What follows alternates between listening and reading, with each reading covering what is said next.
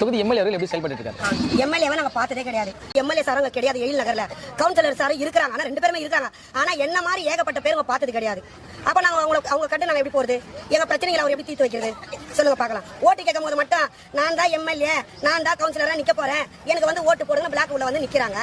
அதுக்கப்புறம் அவங்கள பாக்குறதே இல்லையா? 5 வருஷம் கழிச்சு தான் அவங்கள பார்க்க வேண்டியதாகுது. அப்ப எங்களுக்கு ஏதோ ஒரு பிரச்சனை இதுல மாட்டிட்டு இருக்கிறோம். அப்ப நாங்க யாரை போய் பார்க்க போனோம்? ஓட்டு கேட்க மட்டும் உள்ள வந்தா போதுமா? ஜனங்களுக்கு நல்லது செய்யற மாதிரி இருந்தா உள்ள வரலாம், இல்ல அவுட்ல வெளியே போயிடலாம். மீண்டும் தொகுதி யாரு வின் பண்ணுவாங்க நீங்க நினைக்கிறீங்க? நம்ம தலை விஜய் தான் வருவார் நாங்க எதிர்பார்க்கிறோம். யானை கேட்டா வந்தவங்கலாம் நிறையவே செஞ்சுட்டாங்க இல்ல, இவரு கொஞ்சம் செய்யணும்னு ஆசைப்படுறாரு, செஞ்சுட்டு போட்டோமே. எல்லாருக்கும் தொகுதியில வரதுக்கு ஆசை தான், அதுல ஒரு ஆசை அவருக்கு வரட்டமே.